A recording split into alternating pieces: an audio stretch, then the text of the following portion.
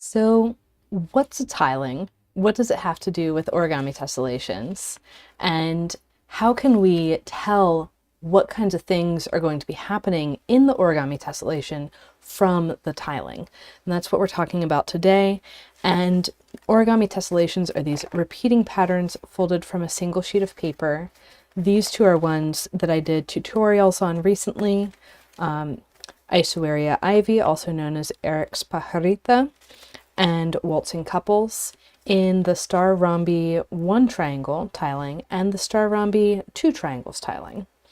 So today I want to get into what you can tell about how hard the pattern will be, what kinds of things you'll need to do just from the tiling. And these two illustrate a really important difference, which you can see by these lines I've drawn on in blue. So in this tiling, there are these mirror symmetry lines, these lines where you see the same thing on opposite sides of the line in 3 different directions. And those also serve as tiling breaks, stopping points during the folding process where you can stop folding, like say you're working from the center out, you can stop folding at this blue hexagon and there won't be any pleats overlapping each other, which is one of the more difficult things when you're folding origami tessellations, just managing all of those pleat overlaps. And the reason why the pleats are not overlapping is not due to the specific crease pattern. It's due to the arrangement of shapes. So in this one I have 3 rhombus twists and on the back side 3 triangle twists. And if I were to take, I'm not sure that I have 3 rhombus shapes and 3 triangle shapes in front of me, but I can improvise and gesture towards that. If I were to take these rhombus and triangle shapes, and actually their corners are all going to be connected together, and these are, you know, not all exactly the same size. But if I take these rhombus and triangle shapes and lay them out, then I'm going to have a great big triangle when I fill in that last rhombus. This is the idea of the tiling, that you have this layout of shapes and you're filling each of those shapes with a twist. And it works because you can see when the twist is folded and unfolded, the shape has the same outline. But if you just think about filling in the shape with a twist in physical space like this, you can see that these pleats are not all matching up. And even if I flip these over, they're still not matching up. Partly that's because all of the shapes that I have here are twisted right-handedly. And so you need to have a right and a left-handed copy. But also it's because the amount of grid on here is not going to let these particular twists line up. So how does that then enable us to make patterns? It works because the arrangement of shapes, the tiling, is an abstraction. And so I can get rid of these particular shapes, these particular ways of folding the collection of pleats. So notice this pentagon shape has 6 pleats, so it fits in a hexagon tile. I can get rid of all of those and focus instead on the tiling itself. And so here I can fill in whatever twist I want, really, that matches a hexagon tile, and whatever twist I want that matches a triangle tile. And we can tell a lot about the tessellations just from the tiling itself. And so, good morning, everybody. I'm glad to see y'all here. So we can tell, for example, with these hexagons and triangles, that there are straight lines that pass all the way through this tiling. So every time I add a layer of hexagons and their associated triangles, which comes out to two new triangles for each new hexagon. Every time I add a layer, I reach a place where all those pleats are heading out in the same direction because the pleats leave the tile perpendicular to the tile edge. And so at each of these lines that passes straight through the tiling, all my pleats are aligned in the same direction. And that means that if I stop at these lines, I'm not going to have any pleats overlapping. And that's something that we can take a look at for a whole bunch of different tilings. Here's a version where I've drawn on first it's a different symmetry application on the same tiling, but I've drawn on these breakpoints in white, and you can see what's included in these different rings around the center. So for this particular symmetry application, we have two different colors of hexagon, which means two different choices of twist. And the darker hexagons are in positions of six-fold rotational symmetry. You see 6 of the same thing around them. The lighter hexagons are in positions of 3-fold rotational symmetry. You see 3 of the same thing around them. And I could go into all of the different choices that are available given this symmetry constraint. But it's a lot more than picking one hexagon and one triangle, because you get to pick that second hexagon. And so you can see, okay, my first ring around the center, I'm going to have all of that second hexagon. The next ring around the center, I'll alternate the 6-fold and the 3-fold hexagon. And the next ring around the center, I'll have 1 6-fold, then 2 3-fold as I go around. And then further out, you can likewise find a relationship there. So this is really informative. Not only can I say, oh, I'm going to have these stopping points, but I can say precisely what is included between one stopping point and the next, and the sequence of how they're going to lay out in the pattern. So that's the simplest case, the easiest case for a tiling. It has those tiling breaks.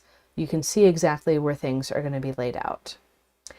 The next case that I want to look at is maybe there's those tiling breaks, but they're a little further apart.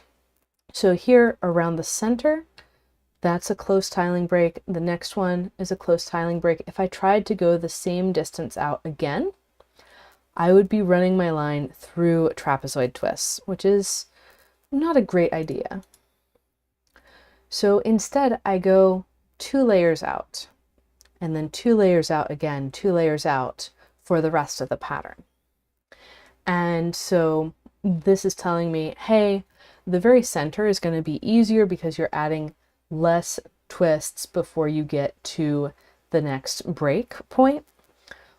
Further out from that, it gets a little more complicated, where you're adding a triangle and a trapezoid, and you're getting all of these variety of twists before you reach that next edge. So, okay, great. We still have the tiling break lines, but it's using a more advanced twist. It's using a trapezoid, and we have these more complicated transitions between one break and the next. So that's going to be a little bit harder with our tiling. And I know that any pattern that I fold that matches this tiling is going to be a little bit harder than the hexagons and triangles tiling. Then we can grab something that, let's say, has all hexagons, triangles, and rhombi. So this is another tiling that has true tiling breaks, but it's a little bit more complicated because there's 3 things going on. With the trapezoids and triangles, technically there's 2 trapezoids and 2 triangles, so you could make an argument for there being 4 things, But usually with those patterns, I end up having one trapezoid, one triangle, and then they either mirror or they alternate sides. With this one, there's always 3 things going on. And then you can make that a bit more complex, add in some more triangles. So now the complexity has gone up, where there's 3 different triangle positions and a hexagon and a rhombus, but there's still these lines that pass straight through. And so with the first one that I was showing, when you do the rings around the center, you're going to have rings that have hexagons and rings without hexagons. And then the next ring will have hexagons, the next ring will not. And so you'll alternate a skinny ring and a thicker ring. In this tiling, the hex tri rom tri expansion 1 tiling, you'll have your hexagon ring, then skinny ring again, but with more triangles, and then the next hexagon ring. So it's this 1, 1, 2, 1, 1, 2 pattern. And you'll also notice these clusters of 4 triangles. They're in positions of 3-fold rotational symmetry, but you do not finish the whole cluster when you do this ring around the center. You have 1 triangle left out. So these are the kinds of things that I'm looking for in the tiling to inform my folding. Not only, okay, how many twists are in this ring around the center, where's my stopping point, but what things am I going to want to fold that I should not fold in order to match this tiling break. So that's getting into the more complex side with tiling breaks. You can also have these double depth hexagons and do hexagon, then trapezoid, rhombus, triangle in the same kind of arrangement where you have the very thick layer, which in this case is 1, 2, 3, 4 tile layers thick, and then a really skinny layer. And that's actually something that I did in a live stream recently with serrated. And I'll just hold that up to the camera.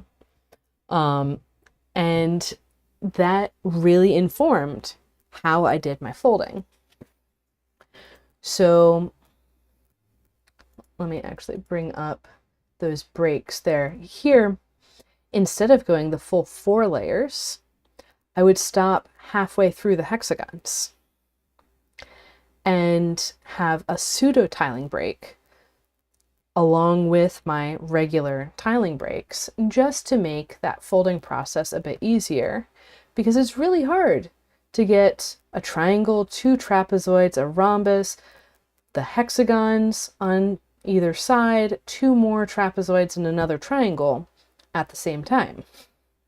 I would much rather have the hexagon partway set up the trapezoid and the triangle, and then set up the next trapezoid and set up the part of a rhombus as a 3-way intersection, and leave it that way, and continue all the way around, then finish that rhombus in the next ring around the center when I'm finishing the hexagon and getting these remaining trapezoids and triangle.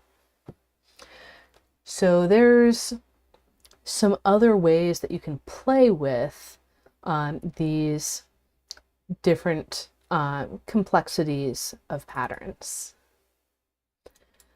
Another thing to look at is, okay, maybe you do have a simpler kind of pattern where all of the twists are in positions of symmetry. You've got the hexagon with the 6-fold rotational symmetry, the triangle with the 3-fold rotational symmetry, the rhombus with the 2-fold rotational symmetry, but there's no tiling breaks anywhere outside of the first ring around the central hexagon.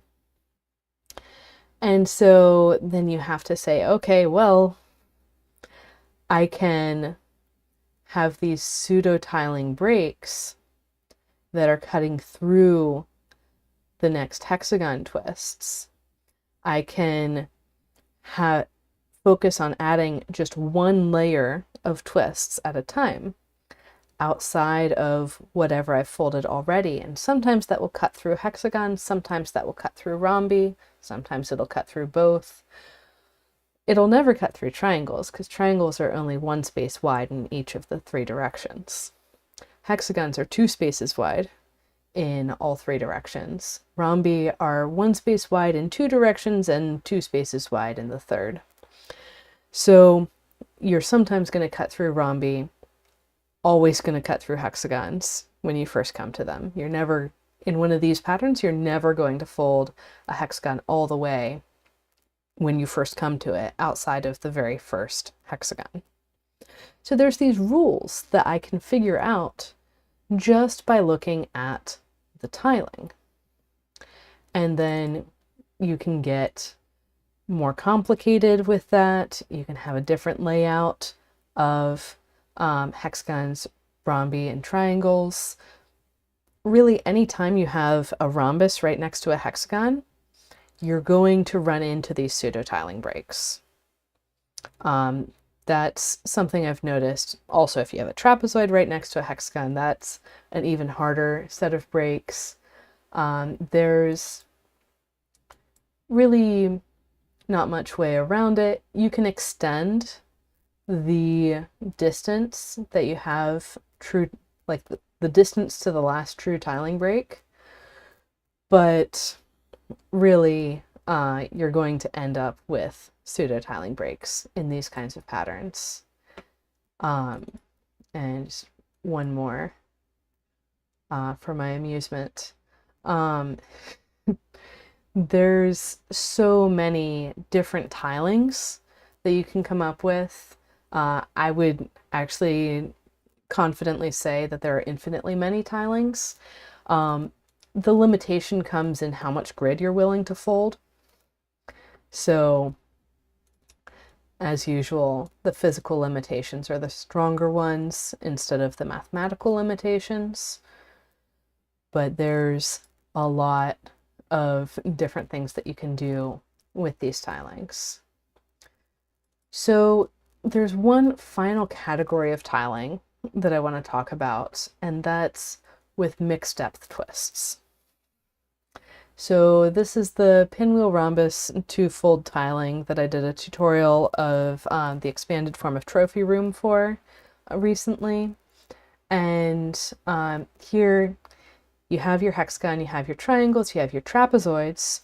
That's another clue that it's going to be a harder tiling. Anytime you have one of these more advanced shapes, like a trapezoid, a shape where, really any shape where some edges are different lengths than other edges, that's going to mean that the origami twist uses pleats that have different distances between the mountain and valley folds. So here we can see a true tiling break once the mixed depth rhombi are put in, which in the tiling form, they're parallelograms. They're not really rhombi anymore because the mathematical definition of a rhombus has the same length for all the sides. And so you can actually find one more true tiling break all the way out here, but there will never be another one. And there's, let's see, 1, 2, 3 tile spacings between that inner break and the outer break. And like I said, there's never another. So there's definitely a big challenge when you're folding this kind of pattern more than one ring of repeats around the center and run it into the edge, because you never get to another good stopping point. And with the pseudo tiling breaks, sure, you could try, but you have all of these mixed depth twists running around that are going to be really challenging to set up a break point going from like through the mixed depth rhombus and part of the trapezoid. That's just going to be really painful to try and get to lay flat. It might be possible. And if you're thinking in terms of the tiling, you have a better shot at making that happen than if you're just looking at the crease pattern. But this is the kind of tiling where you're going to have to accept more pleat overlaps, more complicated pleat overlaps during more of the process of folding, just because of how the tiling is laid out. So when I'm looking at an origami tessellation, the first thing that I'm thinking about is the tiling.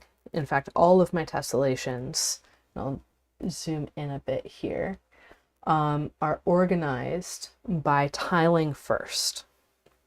So if I'm looking to fold something, like let's say it's a new pattern, I've figured out a new tiling, like this hex tribe. Actually, no, I'll do the one that I can hold up an example for. The hex ROM. And you can see there's enough of these that I'm having trouble finding things. Okay, here we go. And the most important thing with the tiling when you're coming up with it is that it's two colorable, meaning that you can fill it in with two colors where no shapes that are next to each other are the same color. And that's the problem I pointed out at the very beginning, where if you have two right-handed twists, they're not going to connect, but you need a right and a left-handed twist to share a pleat. That's the same thing that I'm talking about here. And so all of these are in red and white. And then for the example of lens case, let me actually switch the camera so you can see this better.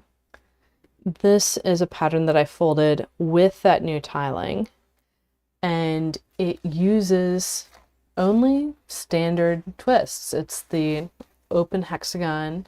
There's some more closed rhombi on the back, the closed rhombus and triangle, some more triangles.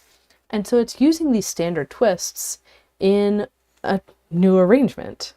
And so I'm able to put this lens star motif into a different setting. And then I was able to use the information of the tiling breaks to say, okay, I actually don't want to try and align repeats of this pattern with the edge. That would be cutting off in this direction, because that is really opposed to the direction of the tiling breaks.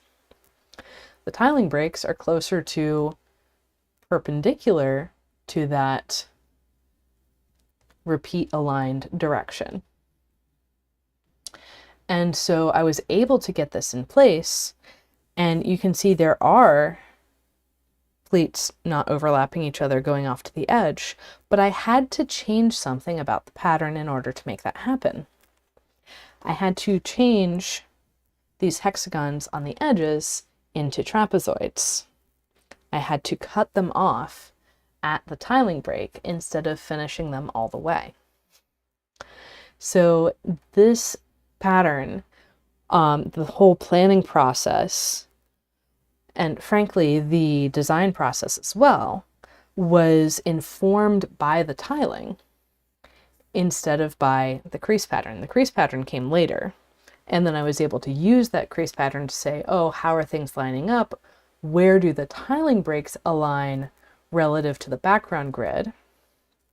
And use that to plan the full piece. So that's what's going on with these tilings, where I'm able to say, oh, for this one, I'm going to have a pleated border, and it's going to have this one trapezoid that's kind of sticking out past everything else, past these repeats. It just so happens that I planned that to end right at the edge, but if I had more grid, that would continue with pleats that are not overlapping. With this one, Eric's Pajarita, or Isoaria Ivy, we folded it in a way that respected those tile boundaries. And so we were leaving certain twists, certain rhombus twists, as three-way intersections and waiting to finish them in the next ring around the center. In this one, we had the mirror symmetry lines that also were part of the tiling breaks. And so we could say, okay, I'm going to take 1, 2, 3 layers of twists and have pseudo tiling breaks in between. And sorry about that. And so I'm going to have these 3 layers until I reach the next positions of mirror symmetry, which we also reached right at the edge of the paper. And that's how I can fold things like this, which was a design in Tessellation Academy in a theory and design workshop, which we're having another theory and design workshop tomorrow. And I'm able to talk my students through making the choices for a new design and then immediately sit down and fold it, even though I've never folded it before. And have that recorded, and of course those recordings are available to anyone who joins the Tessellation Academy membership now. I'm able to immediately sit down and fold this because we were working from the tiling. I know it's going to repeat infinitely because we were working from the tiling. And this is not the only one. I can also pull out this pattern that we designed in Advanced Twist Techniques this year, where we said, okay, we're working from the tiling and we're gonna shift some pleats around to make different choices of what triangle and what hexagon are going to be used. See, we even have some hexagons that were pulled to the back because of these pleat shifts. And I'm able to make all of these designs and frankly also expand space between twists and have that be something that I teach as well. This is the expanded trophy room pattern that I was mentioning earlier. I'm able to do all of these things because I'm working from the tiling. And so I have these concepts in my head of like, okay, I'm going to have this pattern and I'm going to fold out here, and like I said with lens case, I'm going to turn one of these rhombi into a triangle at the edge so that I can have the pleated border and not fold all the way to the edge. Likewise with this one, there's probably some triangles around the edge that were not part of the original pattern, and that's coming from a cut-off rhombus. This one also would have some bits around the edge that are cut off, although I think I might have just been close enough to the edge that I let it ride. There's also cases where there are no good tiling breaks and I just did a rotated grid that matches with the pattern repeats. And yeah, all kinds of interesting things that you can do with your borders when you know the tiling and know, okay, how much is going to look like a repeat? Do I stop it here or do I go all the way to here? And that's something that partly comes from experience, but it's experience with the tiling. And being able to say, okay, in this expansion of the hex tri, rhomb tri tiling, I'm going to need at least the things that are around that central area to make it look like a full repeat. So everything that I fold is based on the tiling. And actually, this is something that'll come up again in Advent of Test this year, where you can substitute in groups of rhombi in an equilateral triangles tiling kind of wherever you want, as long as they're not overlapping with each other. And so this pattern represents an infinite family of patterns, and not just the individual thing. And you can actually see that in here too, where these bits with the rhombi have the same things around them as this bit with the triangles. So these clusters of trapezoids that make big triangles are exactly the same. It's just whether I fill the space between them with triangles or with rhombi. So that's something to think about on the design side with the tiling. So it's not just about, oh, are you going to fold all the way to the edge? Am I folding in rings around the center? The other option is, do the tiling breaks only run in one direction, in which case you fold in stripes. But it's also, okay, how much can I fold at a time? How is that going to interact with the edge? How is that going to interact with the direction of the repeats? In this case with slingshot, I decided to go all the way to the edge. And so there's all these considerations. What shapes are going to be used? Am I comfortable folding those shapes? Where are my tiling breaks? What kinds of tricks am I going to need to get those twists in before the next tiling break? Is there even a next tiling break? These are the questions that I'm asking when I'm looking at tilings in origami tessellations. So let me quickly check, and I don't see any questions, so that's a good place to end for today. And let's see, next week, what am I talking about next week? It's a good question. I'll be doing a tutorial of something. I know that much, but I don't remember. Oh yes, I'll be doing a tutorial of a pattern that, like this one, has trapezoid twists directly connected to hexagon twists. So that'll be another really fun tiling to take a look at. We'll be looking at folding in that tiling. That's kind of what I've been doing with my tutorials recently, which is exactly what I talk about in the Tessellation Academy tutorials that come out twice a month as well.